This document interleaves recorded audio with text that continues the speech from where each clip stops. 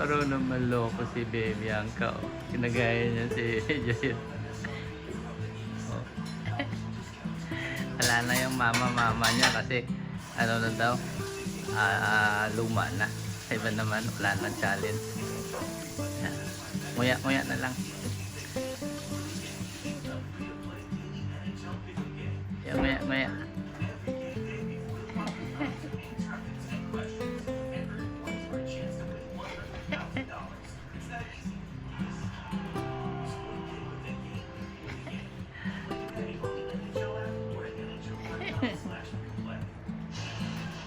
Napagod na.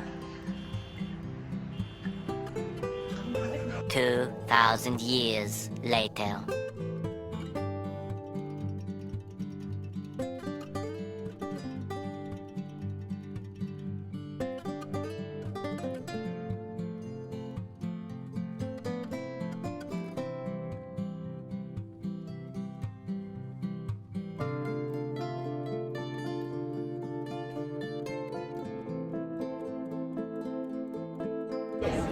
Excited naman si Bianca.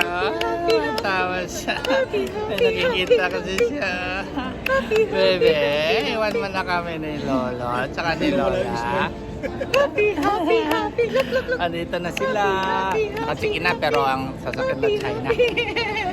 Andun, ang daming nakapila doon sa Philippine Airlines. Yan. Dito lang sila sa China. Dadaan sila ng Taiwan. Tawa. Happy.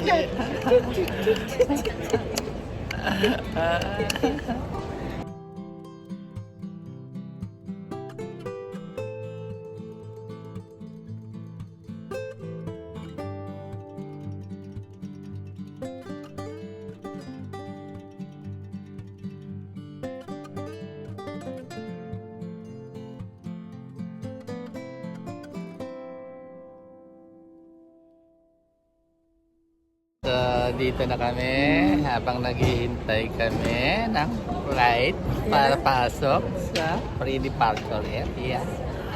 Yan. Hindi pa inaanto. Inaalis na yung kamay ko. Inaalis na yung Laro kamay pa ko. rin.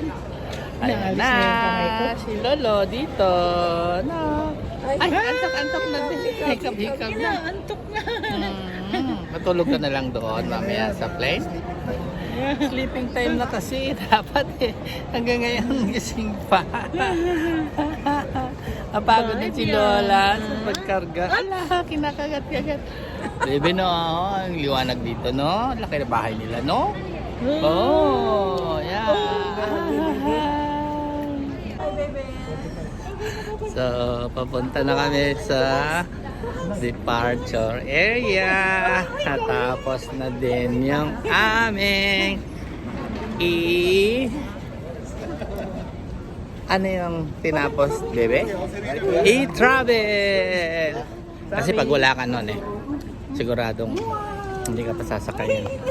At saka yung Philippine Airlines, wala na rin, ubos na rin yung mga ano, ubos na rin yung mga nakapila kanina. So, mauna kasi yun eh. Ito yung China. 2 o'clock pa yung ano nila. Kanilang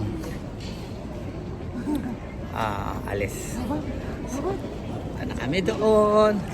Nililibang siya ni Lola. Hala. Yeah. Ay, gusto mo rin kape? Yeah. Okay. Enjoy ka doon, baby, ha?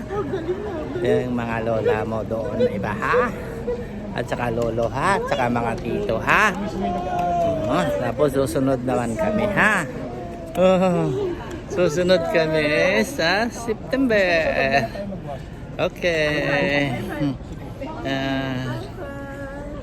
High five na daw. Babay na. Yay!